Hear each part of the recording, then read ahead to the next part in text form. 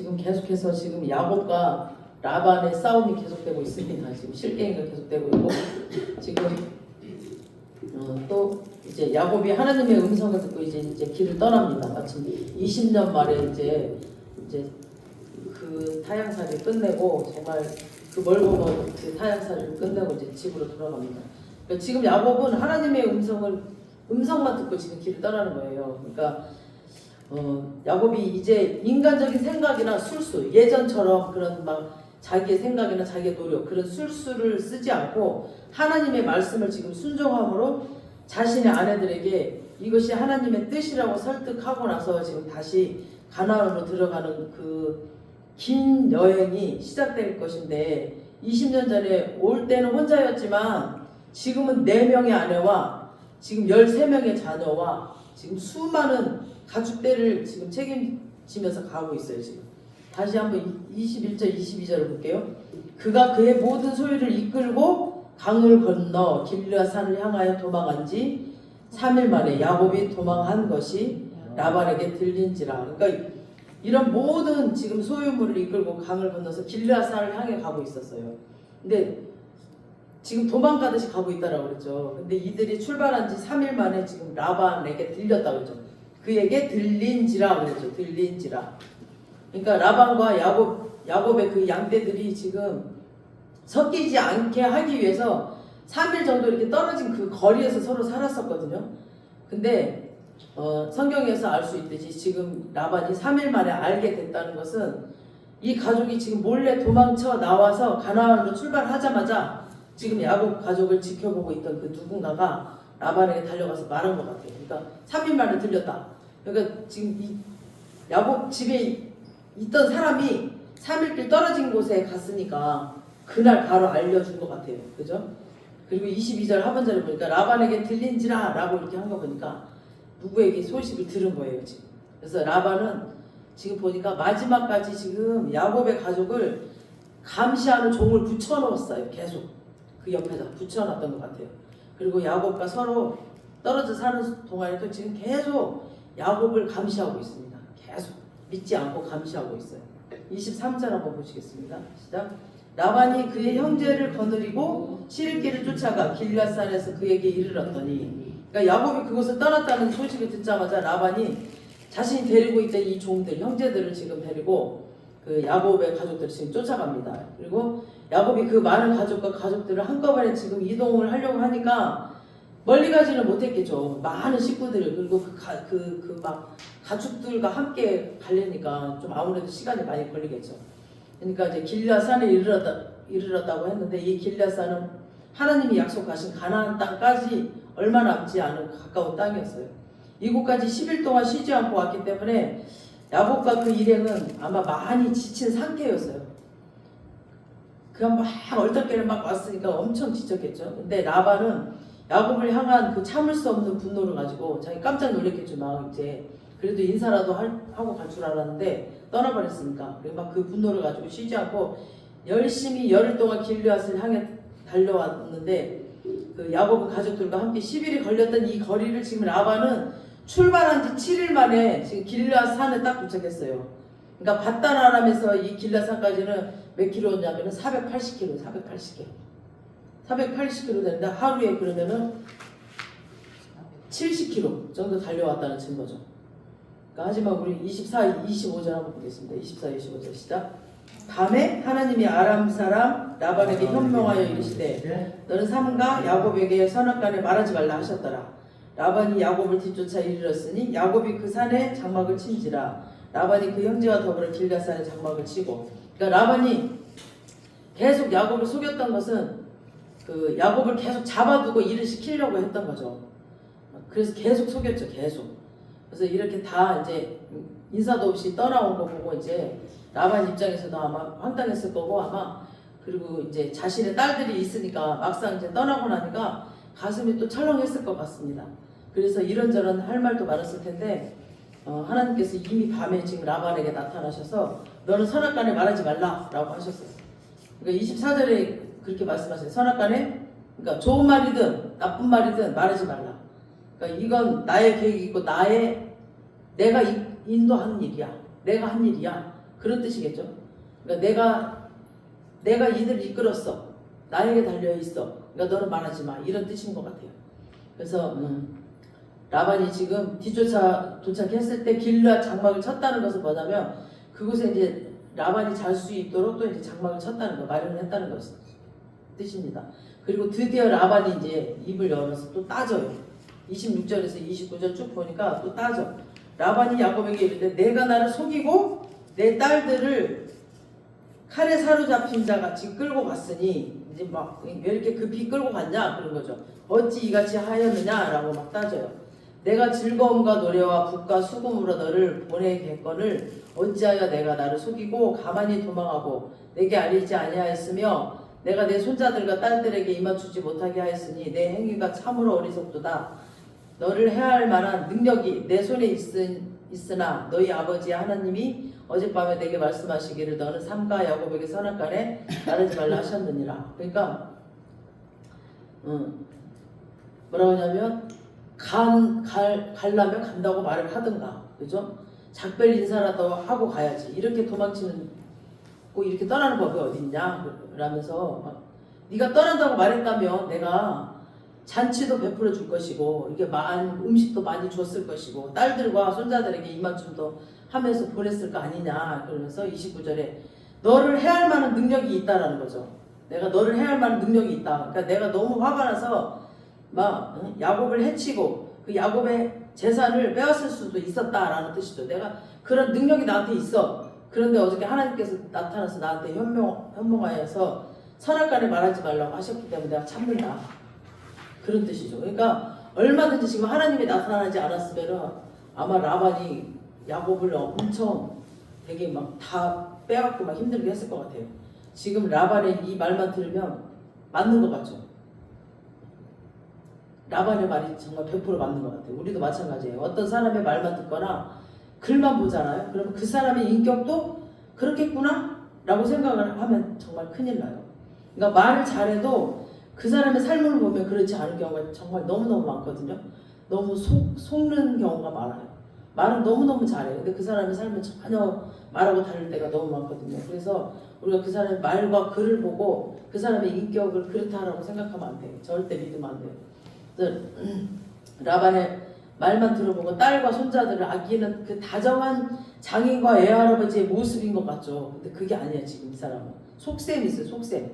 이 야곱을 잡아두고 계속 종처럼 부려먹고 싶은 그런 속셈 때문에 그랬던 거였죠. 그런데 이런 사람이 지금 죽일 듯이 사람들을 모아서 무장을 하고 지금 자기 형제들을 이끌고 그 먼 길을 지금 7일 만에 그냥 얼마나 빨리 달려왔으면 열흘 만에 온 사람이 7일 만에 그냥 야곱을 쫓아왔어요. 29절에 보니까 야곱을 해할 능력이 있다라고 그러죠. 해할 능력이 자기한테 있다라고 했어요. 지금.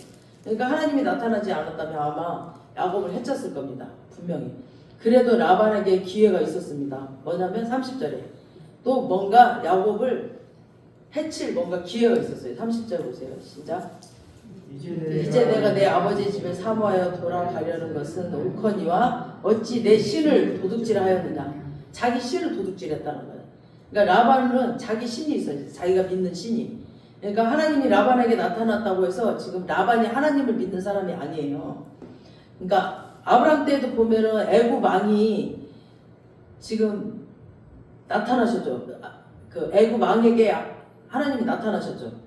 그리고 이삭 때에도 하나님의 아비멜렉에게도 나타났어요. 이 사람들이 하나님을 믿는 사람들이 아닌데 이렇게 나타나셨어요. 그러니까 하나님은 하나님의 그 사람을 보호하기 위해서 불신자들에게도 나타나세요. 그래서 뭔가 보호하시고 막아주셔. 그러니까 이게 뭐냐면은 지금 라반은 자기의 그 가오신이 있었어요. 가오신 드라비. 그러니까 야곱이 훔쳐갔다라고 주장을 하고 있어요. 자기가 믿는 그 가오신. 근데 야곱은 자기가 훔치지 않았기 때문에 자기의 그 결백을 주장합니다. 지금. 우리 32절 보겠습니다. 32절 시작. 외삼촌의 신을 누구에게 찾든지 그는 살지 못할 것이요 우리 형제들 앞에서 무엇이든지 외삼촌의 것이 발견되거든 외삼촌에게로 가져가소서 하니 야곱은 라헬이 그것을 도둑질한 줄을 알지 못하는 자기가 가장 사랑하는 지금 라헬이 도둑질해 갔는데 지금 몰라 이 라헬은. 그러니까 라반은 야곱의 지금 허락을 받고 샅샅이 뒤졌어요. 다 뒤졌어요. 그러니까 막 야곱, 라헬, 뭐 레아 장막까지 다 뒤졌는데 드라빔을 찾을 수가 없었습니다. 근데 여기까지만 보면 야곱의 말이 또 맞는 것 같죠.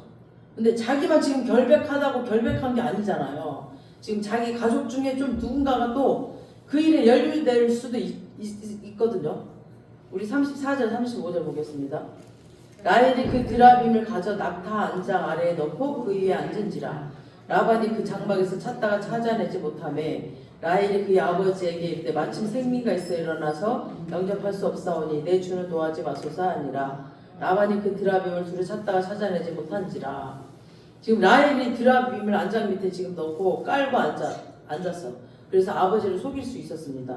그러니까 야곱은 지금 꿈에도 몰랐을 거예요. 지금 이 라헬이 자기 아내, 자기가 가장 사랑하는 이 아내가 그 자기 장인의 드라빔을 훔쳤다는 사실을 몰랐어요. 그러니까 나는 떳떳해. 근데 혹시 우리 가족 중에 내가 모르는 일을 벌어질 수 있어. 내가 모르는 일을 벌이고 있을 수 있어요. 우리 가족 중에 내가 사랑하는 누군가가 뭔가 일을 저지를 수 있거든요. 그래서 우리는 쉽게 뭔가 막 장담해서는 안 돼요. 그리고 자기 결백을 주장하려고 막 누구든지 그 드라빔을 가져가자는 살지 못할 것이다 라는 그런 말, 자기의 그 말의 권세를 갖고 있잖아. 지금 야곱은 그 말의 권세를 갖고 있는 자가 이렇게 말을 함부로 팍 내뱉어 버리면 안 돼요. 그러니까 그런 말도 할 필요가 없거든요. 야곱이 자기 말의 권세를 갖고. 이게 그래서 라헬이 일찍 죽잖아요. 그래서 자기 이 말 때문에. 그래서 너무 쉽게 자기의 결백을 이렇게 주장하면 안 돼요. 그래서 자기 가장 사랑하는 아내가 이 베냐민을 낳다가 죽어버려요. 일찍. 그러니까 이렇게 말을 그냥 자기 결백을 주장하려고 이렇게 쉽게 이렇게 말하면 안 돼요. 그러니까 그것을 강화하기 위해서 막 필요 없는 맹세를 하면 안 돼요. 그래서 예수님께서 그러잖아요. 그 산상수훈에서도 뭐라 그러냐면은 도무지 맹세하지 말지니 하나님께서 그랬어요. 맹세하지 말라고 그랬어요. 우리한테. 너희 말은 옳다 아니라 맞아 아니야 이렇게만 말하라고 그랬어요. 그러니까 이에서 지나는 것을 악으로부터 하느니라. 그러니까 맞으면 맞다 아니면 아니다. 이제 그걸로 족하다고 그랬어요. 내 말이 절대 진리인 것처럼 막 떠들지 말라고 그랬어요. 그러니까 산상수훈에도 분명히 그렇게 말씀하셨거든요. 그러니까 우리는 맹세하지 말아야 돼요. 어떻게 될지 모르니까. 내가 모르는 무언가가 우리 가족에게 있을 수도 있으니까 그렇게 막 장담하지 말라는 겁니다. 그래서 라반이 지금 샅샅이 뒤졌지만 드라빔을 찾지 못했습니다. 그러니까 이제는 또 반전이 일어났어. 그래서 무고죄를 저지른 이 삼촌 라반에 대해서 지금 절규하듯이 지금 이제 야곱이 이제 막 쏟아내요. 막 36절부터 42절까지 막 다다다다다다다다 한숨에 막 얘기를 해요. 막 잘됐다 싶어가지고. 그래서 이 중에 끝부분 41절 42절 한번 읽어보겠습니다. 시작. 내가 외삼촌의 집에 있어 이 20년 동안 외삼촌의 두 딸을 위하여 14년, 외삼촌의 양떼를 위하여 6년을 외삼촌에게 봉사하였거니와 외삼촌께서 내 품삯을 10번이나 바꾸셨으며 우리 아버지 하나님 아브라함의 하나님 곧 이삭이 경외하는 네가 나와 함께 계시지 아니하이더라며 외삼촌께서 이제 나를 빈손으로 돌려보냈었으리라마는 하나님이 내 고난과 내 손의 수고를 보시고 어젯밤에 외삼촌에 책망하셨나이다. 아멘. 그러니까 막 쏟아버리 이때다 싶어가지고 막. 그래서 이렇게 야곱이 쏟아내듯이 흥분해서 막 큰 소리로 말을 해요. 이렇게 근데 큰 소리를 한다고 해서 진리가 아닙니다. 그러니까 라헬이 훔쳐갔다는 사실을 자기가 몰랐기 때문에 흥분했는데 우리가 모르는 사실이 분명히 있을 수 있기 때문에 이렇게 소리 지른다고 막 이렇게 흥분한다고 이렇게 큰 소리 친다고 막 해서 일이 되는 것이 아니라 정말 하나님의 도움, 그 꿈에 나타나셔서 라반이 제어하시는 그런 하나님의 은혜가 있을 때만 우리가 안전할 수 있습니다. 지금 야곱은 모르잖아요. 그걸 지금 하나님께서 이렇게 라반에게 나타나서 하나님께 제어해 주셨다는 그 사실을. 그래서 지금 라헬이 가져갔는데 이렇게 제어해 주셨고 하나님의 은혜였다는 것을 지금 야곱은 모르는 거예요. 라헬이 가져갔다는 걸 꿈에도 모르고 있다는 거예요. 지금. 그래서 야곱은 속임수의 대가인 라반에게 속임수로는 이길 수가 없었습니다. 그러니까 야곱은 뛰는 놈이고 라반은 그 위에 나는 놈이었어요. 그러니까 뛰는 놈이 항상 나는 놈이 있잖아요. 그러니까 야곱보다 더한 사람이었어요. 이 라반이. 그래서 우리는 하나님의 그 사람이기 때문에 세상 사람이 하는 방법을 버리고 하나님의 방법으로 살아야 됩니다. 우리가 세상 사람들이랑 하면 우리는 져요. 그래서 야곱은 지금 속임수로 라반을 이긴 게 아니라 지금 하나님의 은혜의 도우심으로 이긴 겁니다. 그래서 하나님이 개입하셔서 양떼, 염소떼를 복을 주셨죠. 그리고 마침내 거부가 되게 하셨고 야곱을 쫓아와서 막 해치려는 라반을 저지시켰죠. 꿈에 나타나가지고 사람간에 말하지 말라라고 저지시키셨어요. 그래서 우리에게 진짜 중요한 것은 목소리를 높이고 막 흥분해서 말하는 게 아니라 하나님의 은혜를 붙잡고 선포해야 됩니다. 오늘 본문 안에서 내가 뭘 깨달아야 할지 각자 아마 성령님께서 터치해 주시라고 했습니다. 특히 각자가 막 내 주장을 내세우는 모습, 막 침을 튀겨가면서 막까지 막 핏대를 세워가면서 내 주장을 내세우는 것, 그런 것들 다 옳은 것인지 그게 아닐 수 있다는 것인지 우리가 그걸 깨달아야 돼요. 라반도 라헬도 야곱도 막 자기 생각에는 자기가 가장 정당해 보이죠. 그리고 자기가 가장 옳은 것 같아요. 근데 정말 과연 내가 옳았느냐 그거죠. 우리는 나의 옳음을 위해서 막 수단과 방법을 가리지 않고 나를 높이면서 사는 자들이 너무 많아요. 근데 속임수를 뛰어넘어 은혜를 베풀어 주시는 우리를 해치고 방해하는 자들을 막아주시고 또 모든 것을 주관하시는 은혜의 하나님을 붙잡는 자들이 되어야 됩니다. 야곱도 라반도 속이는 자였지만 두 사람의 결정적인 차이는 바로 하나님이었습니다. 똑같은 속이는 자였지만 하나님이었어요. 야곱은 부족한 자였지만 예배 드리는 자였고 기도하는 자였어요. 하나님을 의지하는 자였습니다. 야곱은. 그런데 시간이 지나면서 야곱은 변화됐어요. 부족하지만 변화됐어요. 이자는 예배하는 자였고 기도하는 자였기 때문에 하나님께서 이런 부족한 사람을 다듬으시고 또 변화시켜 가십니다. 우리는 부족하지만 계속 예배하고 기도하고 말씀 보는 사람들은 주님께서 변화시켜 가십니다. 완벽한 사람은 아무도 없거든요. 다 부족해요. 연약해요. 그런데 하나님과 관계없는 사람은 변화도 없어요. 그리고 소망도 없고 그냥 그렇게 살다가 사라져 가버려요. 여러분 우리 모두 진정한 예배자가 되길 바랍니다. 삶 속에서 하나님을 나의 주인으로 받아들이시고 세상 방법으로가 아니라 세상 방법은 안 돼. 세상 방법은 세상 사람들이 더 고수해요. 세상 사람들이 우리보다 더 고수해요. 우리보다 더 나은 사람들. 우리는 그냥 뛰는 사람밖에 안 돼요. 세상의 방법으로 가면 우리는 지는 거예요. 우리는 세상의 방법이 아닌 하나님의 방법으로 살아가야 됩니다. 그러기 위해서는 나를 부인하고 내가 잘하는 거, 막 그런 거, 내 선택은 늘 옳다고 생각하는 거, 나의 못된 자아를 십자가에 못 박아야 됩니다. 그러니까 오직 나를 위해서 십자가에서 죽으신 그 예수 그리스도께서 다시 사시는 삶을 사는 저와 여러분 되시길 축원합니다. 아멘. 그렇게 속고 속이는 세상에서 하나님의 은혜로 승리하는 저와 여러분 되시길 바랍니다. 아멘. 지금 세상도 계속 경쟁사예요. 이 세상은 서로 속고 속이고 경쟁하고 이런 세상이지만 그 세상에서 이기려면 우리는 하나님의 방법이에요. 그리고 십자가의 방법. 그거밖에 없습니다. 지금 당장은 지는 것 같고 지금 당장은 손해보는 것 같지만 그게 이기는 겁니다. 아멘. 우리 그런 십자가의 방법으로 승리하는 여러분 되시길 바랍니다. 아멘. 아버지 감사합니다. 오늘